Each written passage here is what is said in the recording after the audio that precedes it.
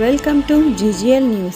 గోనెగండ్లలో నూతన వైసీపీ కార్యాలయం ప్రారంభోత్సవం. కార్యకర్తలకు అందుబాటులో ఉండి వారి సమస్యలు పరిష్కరిస్తా మండల కన్వీనర్ కేవీ కృష్ణారెడ్డి.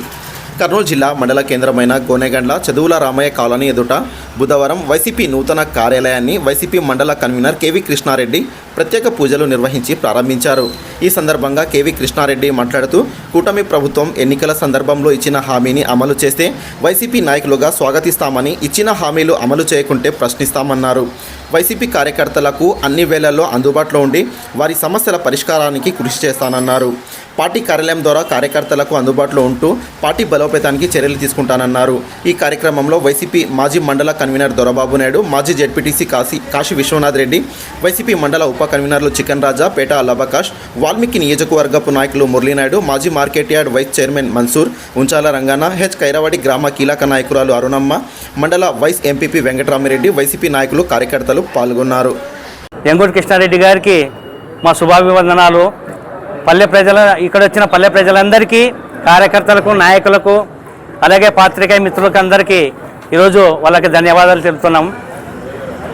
ఒక నాయకుడు సేవాగుణంతో మెసిలితే ఎట్లుంటుందో ఈ ప్రజాబలం బట్టి ఆయనకు తెలుస్తుంది. ఆయన ఇప్పుడే కాదు, గతంలో ఎంపీగా చేసినప్పుడు ఎంతోమంది కార్యకర్తలు ఆయన ద్వారా బాగుపడినారు.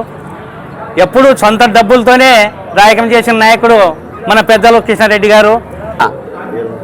లేట్ అయినా లేటెస్ట్గా ఈరోజు పెద్దలు మన పెద్ద ఆయన చెన్నకేశ్వరరెడ్డి సలహాల మేరకైతేనేమి, మరి మన ఇన్ఛార్జి బుట్టారేణుక మేడం గారి ఆదేశాల మేరకు, మన మిత్రులు, నాకు ముఖ్యంగా ఆయన నాతో పాటు ఎంపీగా ఉన్నాడు.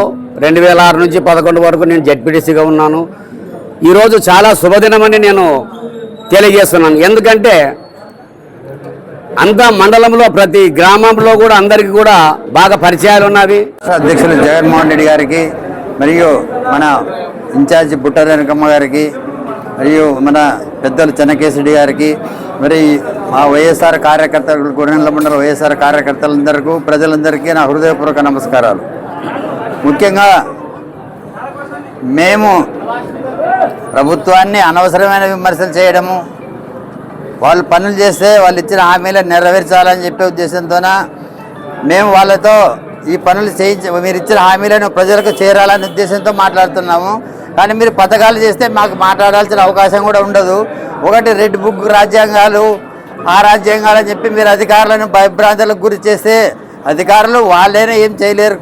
ప్రభుత్వం మీరు ఆ రెడ్ బుక్ రాజ్యాంగాన్ని అమలు చేయాలంటే, కాబట్టి ప్రభుత్వ అధికారాన్ని ఇబ్బంది పెట్టకుండా ప్రజలకు సేవ చేయాలనే ఉద్దేశంతో మీరుంటే అది చాలా మంచిది. మేము కూడా గౌరవిస్తాం మిమ్మల్ని. కానీ మీరు అవన్నీ చేయడం లేదు కాబట్టి మిమ్మల్ని ప్రశ్నిస్తున్నాము. నాకు ఖచ్చితంగా మీరు చెప్పిన పథకాలన్నింటినీ కూడా ప్రజలకందరికీ చేరాలని కోరుకుంటూ సెలవు తీసుకుంటున్నాను. జై జగన్, జై జగన్, జై జగన్.